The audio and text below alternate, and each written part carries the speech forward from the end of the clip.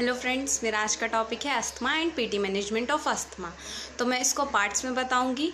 सबसे पहले बताऊंगी क्लिनिकल पार्ट। तो जो क्लिनिकल पार्ट है उसमें क्या, अस्थमा क्या है, ये हमारी एक रेस्पायरेटरी कंडीशन होती है जो कि लंग्स से रिलेटेड होती है। इसको characterized by difficulty in breathing, सांस लेने में दिक्कत, और ये रिवर्सिबल कंडीशन होती है, यानी कि बार बार हो सकती है।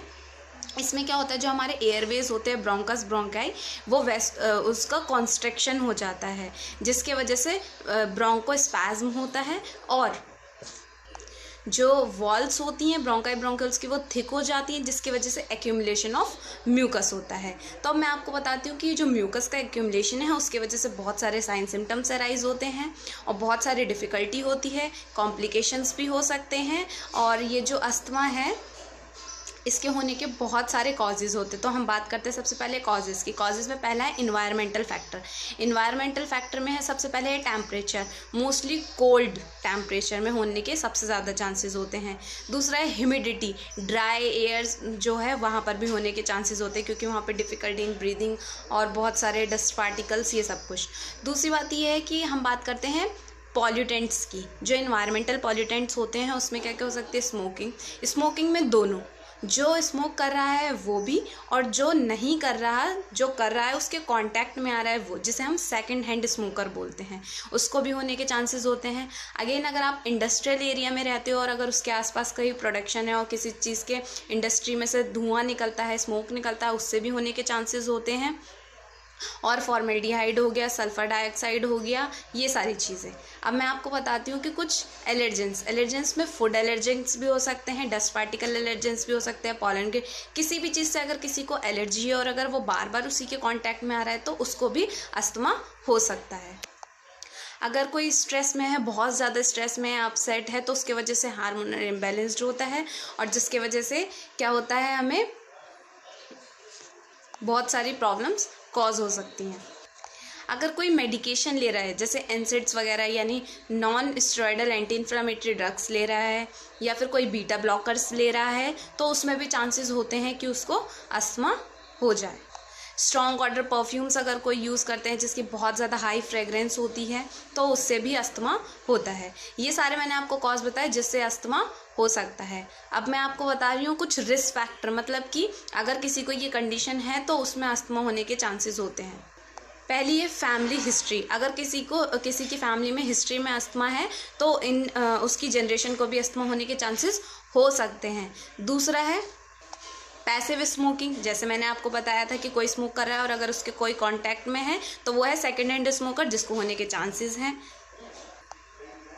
हिस्ट्री ऑफ एलर्जी, अगर उसको किसी चीज़ से एलर्जी है तो वो धीरे धीरे आगे जाके अस्थमा कॉज कर सकती है। और मैं आपको बताऊं, अर्बन लिविंग्स में, जो अर्बन एरियाज़ में रहते हैं उनको भी सबसे ज़्यादा होने के चांसेस हैं। अगर कोई ओबेसिटी पर्सन है उसको भी हो सकता है।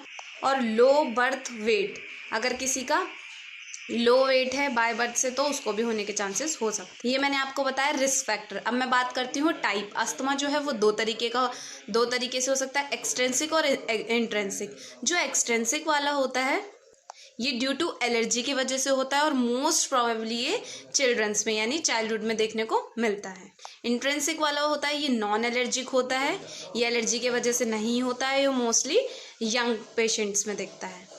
अब हम बात करते हैं कुछ साइन सिम्टम्स में क्या होगा, डिफ़िकल्टी इन ब्रीदिंग, सांस लेने में दिक्कत होगी, कफ होगा, स्नीजिंग होगी और स्पूटम आएगा, शॉर्टनेस ऑफ ब्रीदिंग होगी, चेस्ट टाइटनेस होगा, विजलिंग साउंड जैसे हिज इस तरीके का साउंड मिलेगा, हेडेक होगा।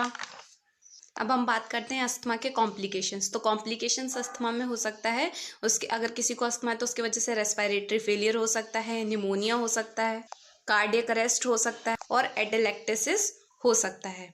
तो अब मैं आपको बताने जा रही हूँ डायग्नोस्टिक पर्पस। अगर हमें अस्थमा को डायग्नोस करना है तो हम चेस्ट एक्सरे करा सकते हैं, पल्मोनरी फंक्शन टेस्ट करा सकते हैं, स्पायरोमेट्री करा सकते हैं, फिजिकल एग्जामिनेशन कर सकते हैं, उसका एबीजी करा सकते हैं, ऑस्कल्टेशन कर सकते हैं और उसका हिस्ट्री कलेक्शन कर सकते हैं। मेडिकल मैनेजमेंट में एज यूजुअल जो उसको मेडिकेशंस प्रोवाइड करी गई होंगी वो उसको यूज़ करेगा।